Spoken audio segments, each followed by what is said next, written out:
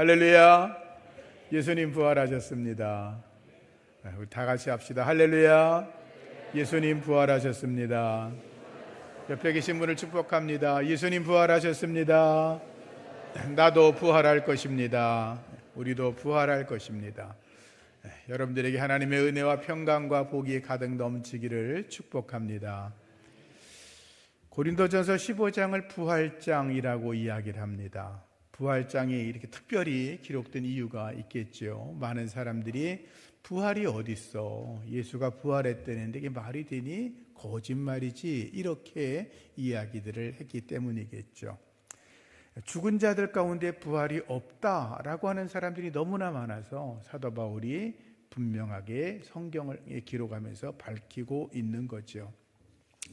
바울이 부활에 대해서 이렇게 말합니다. 그러나 이제 그리스도께서 죽은 자 가운데서 다시 살아나셔서 잠자는 자들 가운데 첫 열매가 되셨다.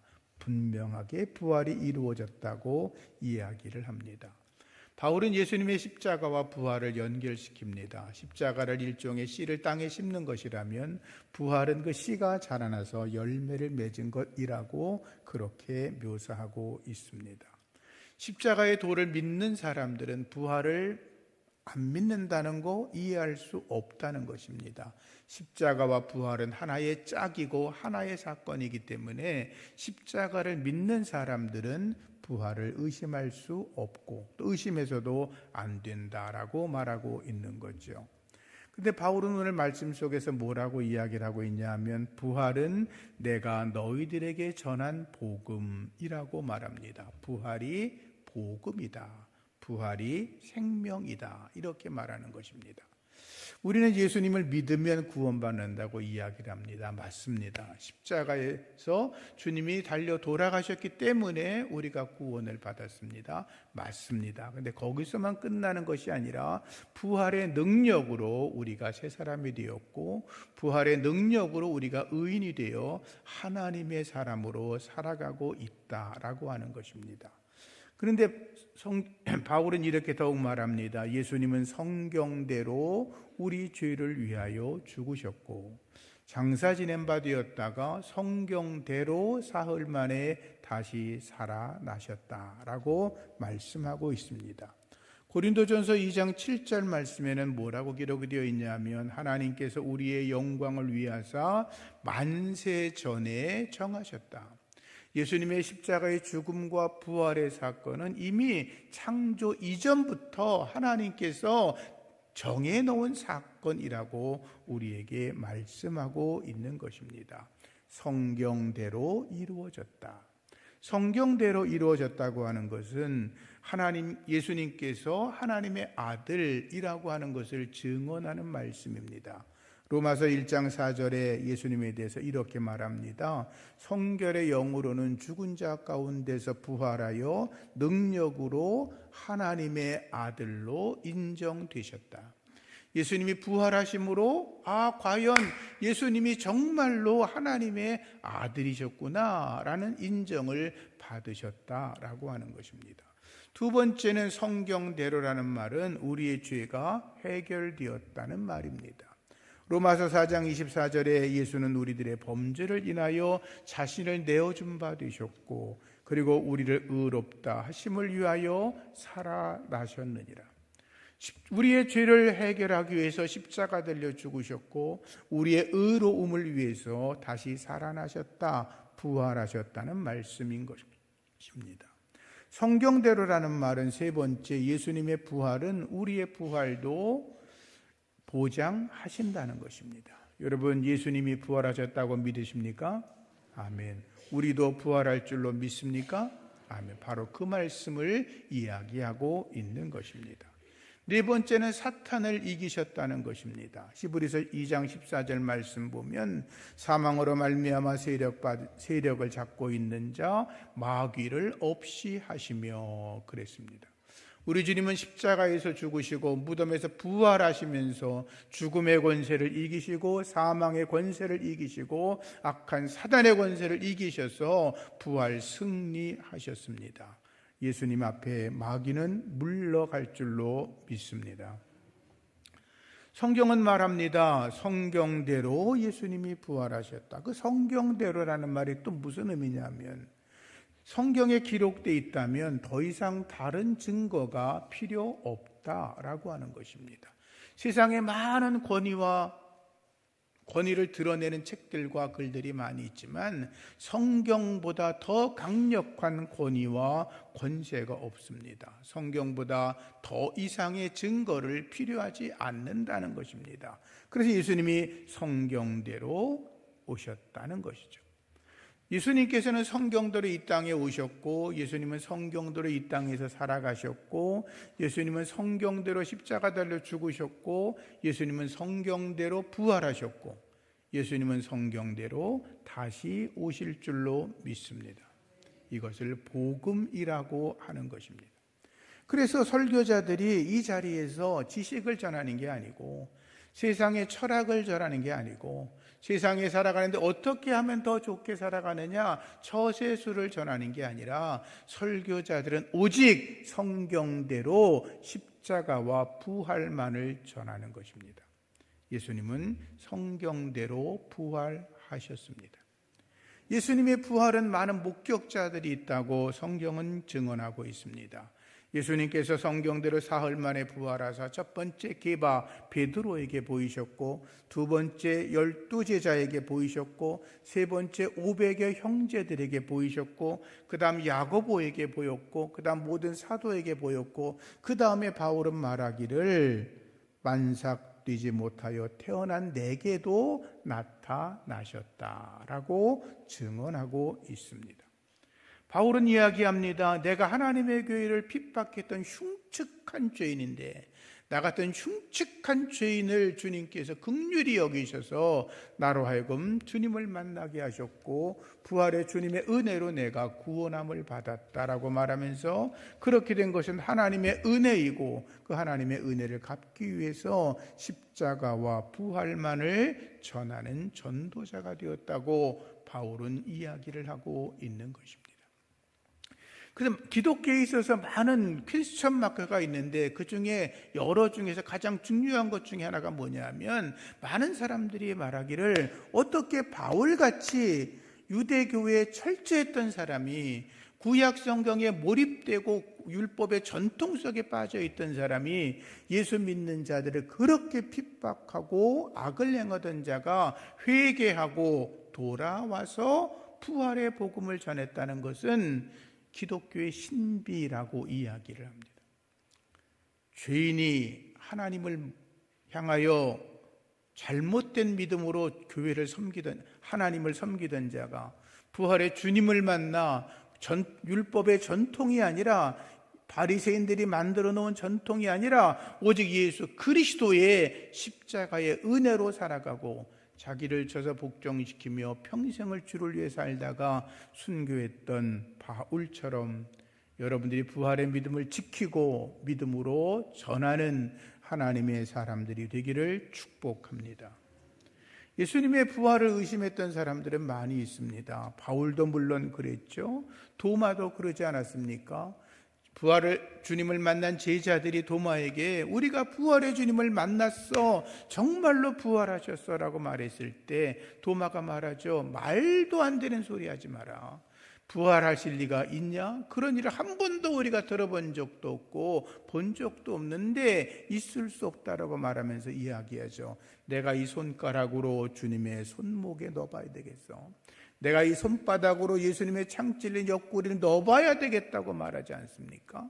여드레 후에 주님이 나타나셔 도마에게 말씀하죠. 도마야 도마야 부르시면서 말씀합니다.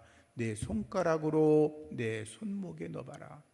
내 손바닥으로 내 옆구리에 넣어봐라. 도마가 감히 주님 앞에서 자기의 손을 내밀지 못합니다. 그리고 무릎을 꿇어 말합니다. 나의 주 나의 하나님이십니다. 부활의 주님을 만나면 누구나가 고백합니다. 나의 주님, 나의 하나님이라고. 주님이 그러십니다. 너는 나를 본고로 믿느냐? 보지 못하고 믿는 자들은 복이 있다라고 말씀하시죠. 여러분들과 저는 부활의 주님을 만나본 적은 없지만 부활의 주님을 믿고 살아가니 이미 복된 자인 줄로 믿습니다. 성경은 또 이야기합니다. 사람들이 부활이 없다라고 이야기하니까 바울은 이렇게 논쟁을 합니다. 그리스도께서 만일 다시 살아나지 못했다면, 부활이 없었다면 그 말이죠, 우리가 전파하는 것이 헛것이다. 그리고 너희의 믿음도 헛것이다. 만일 죽은 자가 사는 것이 없다면 하나님께서 그리스도를 다시 살리지 않으셨을 것이다.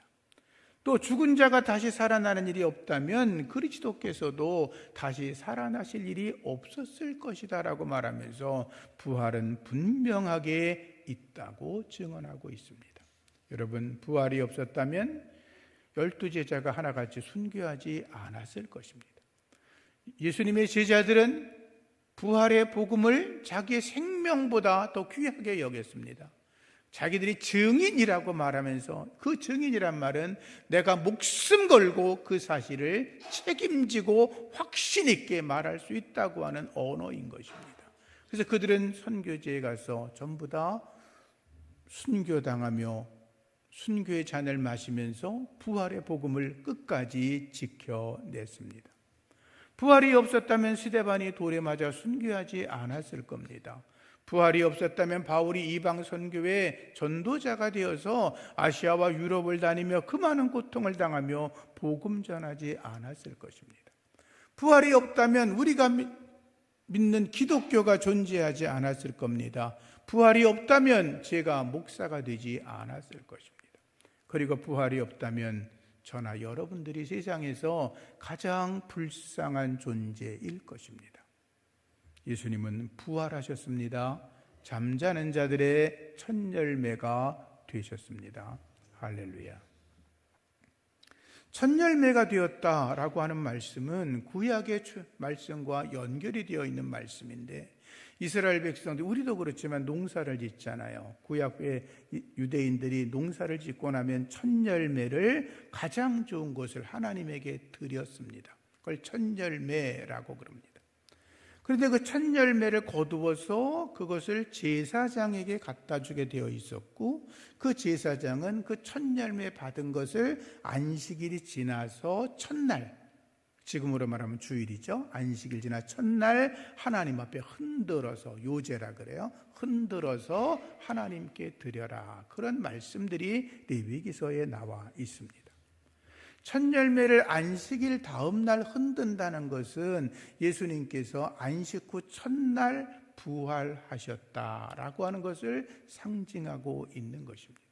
이스라엘 백성들은 자기들은 알지 못했지만 첫 열매를 하나님께 드리면서 그것이 예수 그리스도의 부활인 것을 깨닫고 있었고, 그들은 알지는 못했지만 안식 후 첫날 그 첫 열매를 흔들어 드리는 것은 그것이 바로 부활의 역사가 일어난다는 것을 암시하고 있었던 것입니다. 그리고 말씀을 거듭보면 레위기서에 안식일 이튿날부터 그 요제를 하나님께 흔들어 드린 날부터 계산해서 7 안식일을 7번, 49일이죠. 그 다음 날 50일째 되는 날 새로운 소제를 하나님께 드려라, 이렇게 말씀하고 있는데, 그날이 오순절이죠.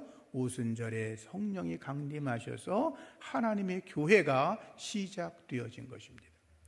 첫 열매를 하나님께 드린다는 건 예수님의 부활을 의미하는 것이고, 그리고 50일 지나서 새 소제를 하나님께 드린다는 것은 신약의 교회가 탄생했다라고 하는 것입니다.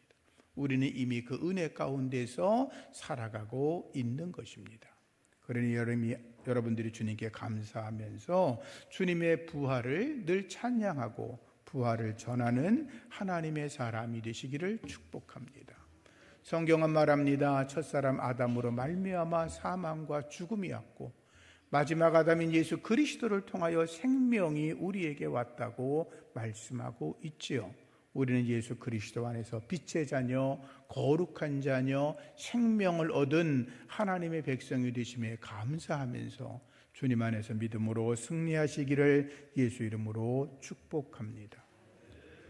장차 부활할 것입니다. 부활에도 순서가 있습니다. 첫 번째, 예수 그리스도가 첫 열매로 부활하셨고, 다음으로는 그리스도께서 다시 오실 때, 강림하실 때 예수를 믿어 그에게 붙어 있는 자들이라고 성경은 말하고, 그 이후에는 마지막 종말이 온다고 말씀하였습니다. 여러분들은 예수 그리스도 안에 있는 자들입니다. 우리보다 먼저 예수를 믿어 그리스도 안에서 잠자고 있는 자들, 그리고 살아있어서 우리가 그리스도에게 붙어서 믿음으로 있는 자들은 주님 다시 오시는 그날 들림받아 영원한 하나님의 나라에 할렐루야 찬양 부르며 들어가고, 여러분들은 그날 하나님 앞에서 면류관과 상급을 받을 줄로 믿습니다. 믿음에서 흔들리지 마십시오. 예수님 말씀하셨죠. 두 사람이 같이 밭을 갈다가 한 사람은 가고 한 사람은 남게 될 거야. 두 사람이 함께 맷돌질 하다가 한 사람은 데려가고 한 사람은 남게 될 거야. 근데 이 말씀은요, 믿는 사람과 믿지 않는 사람을 구별하는 게 아니라 성경을 잘 보면 자칭 예수를 믿는다는 사람들을 가리켜 하는 말이에요.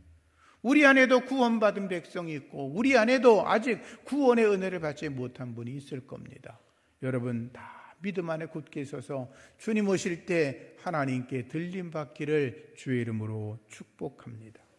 마지막으로 부활은, 따라하세요. 부활은 죽음으로 살아내는 것. 조금 말이 어렵죠? 부활은 죽음으로 살아내는 거예요.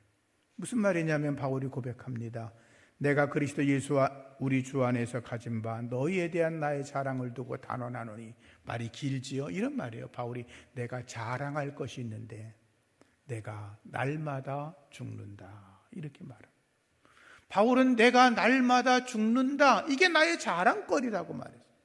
내가 무슨 큰 집을 가지고 새로운 자동차를 사고 넓은 땅을 내가 구입했고 뭐 새로운 옷을 산 게 자랑이 아니라 내가 날마다 죽는 것을 너희에게 자랑한다라고 그렇게 말했어요. 그 이유는 뭐냐 하면 자기는 부활을 믿기 때문이라고 말하면서 이렇게 말합니다. 만일 그리스도 안에서 우리가 바라는 것이, 다시 말씀드릴게요. 만일 우리가 그리스도 안에서 바라고 소망하는 것이 이 세상의 삶뿐이라면, 여러분들 중에 많은 분들이 세상의 것에 탐내고 세상의 것이 부럽고 세상의 것을 더 취하고 싶고 그런 마음들이 있는 분들이 많죠. 뭐 다 그렇죠. 뭐 저도 그러니까. 근데 거기에만 너희가 몰입되어 있다면 우리는 불쌍한 자라라고 바울이 말하고 있습니다. 우리가 바라는 것은 세상에 있는 것에 소망을 두는 것이 아니라 영원한 하나님의 나라를 소망을 두고 살고 있기 때문에 우리가 예수 그리스도를 위해서 날마다 죽어야 된다는 거예요. 예수 그리스도를 위해서 자기 자신을 날마다 죽여야 한다. 바울은 말합니다. 내가 이 땅에서는 스스로 나를 낮추고 스스로 나를 죽여 하나님의 영광을 위해 살아가고 영원한 하나님의 나라에 올라가면 하나님께서 내게 상급과 면류관을 씌워줄 거라는 것이 바울의 믿음이고, 그 믿음이 여러분의 믿음이 되기를 주의 이름으로 축복합니다. 바울이 복음을 전하다가 날마다 죽는 경험을 합니다. 바울이 복음을 전할 때마다 위협이 도사리고 있었습니다. 유대인들은 바울이 가는 곳마다 유대인들이 젊은이들을 조직해서 바울을 죽이려고 합니다. 복음을 전하다가 유대인들에게 붙잡혀서 40이 하나 감한 매를 5번이나 맞고 3번이나 태장으로 맞고 돌에도 맞고 배를 타고 가다가 파선하여 죽을 고비를 여러 차례 넘기고 여행할 때 강의 위험, 강도의 위험, 동족의 위험과 이방의 위험을 당했다고 했고 시내의 위협과 광야의 위험과 그리고 바다의 위험과 거짓 형제들의 위험 속에 살았다고 고백을 합니다. 바울의 삶을 우리가 성경을 통해서 또 그에 관계된 여러 책들을 읽어보면 바울은 사실 그가 고백하기를 나는 하나님께 주신 능력 안에서 모든 걸 할 수 있다고 고백을 했지만 바울의 실질적인 그의 삶은 너무나 고통스럽고 어렵고 처참한 삶이었습니다. 그럼에도 불구하고 바울은 내가 날마다 죽고 있는 것을 자랑한다고 고백할 수가 있었죠. 주님을 위해서 자신을 죽여서 자신을 낮추는 하나님의 거룩한 사람이 여러분들 되기를 축복합니다. 바울은 고백합니다. 나의 달려갈 길과 주 예수께 받은 사명, 하나님의 은혜의 복음을 증거하는 일에는 나의 생명을 조금도 귀한 것으로 여기지 아니한다. 날마다 죽는다. 생명을 귀하게 여기지 않는다. 복음을 위해서 살아갈 수 있는 여러분 되기를 다시 한번 주의 이름으로 부탁을 드립니다. 말씀을 정리하겠습니다. 부활이 없다고 하는 사람들은 자기 소견대로 살아갑니다. 언제나 자기가 옳고, 언제나 자기 생각이 맞고, 언제나 그들은 자기 배를 위해서 살아갑니다. 먹고 마시고 쾌락을 즐기고 남을 쓰러뜨리고 남을 속여서라도 언젠가는 자기가 더 높은 곳에 올라가려고 살아갑니다. 그러나 부활이 있다고 하는 사람들은 자기를 쳐서 복종시킵니다. 하나님의 나라와 하나님의 의를 위해 살아갑니다. 주를 위해서라면 자기를 낮출 수 있고, 주님을 위해서라면 자기를 죽일 수 있고, 그리고 하나님의 나라와 하나님의 공의를 위해서 살아갑니다. 우리는 그렇게 택함받은 하나님의 백성인 줄로 믿습니다. 예수님은 성경대로 죽으시고 성경대로 부활하셨습니다. 예수님은 부활하셨고 우리도 부활할 줄로 믿습니다. 부활의 믿음으로 살아가시고 부활을 전하는 여러분 되시기를 주의 이름으로 축복합니다.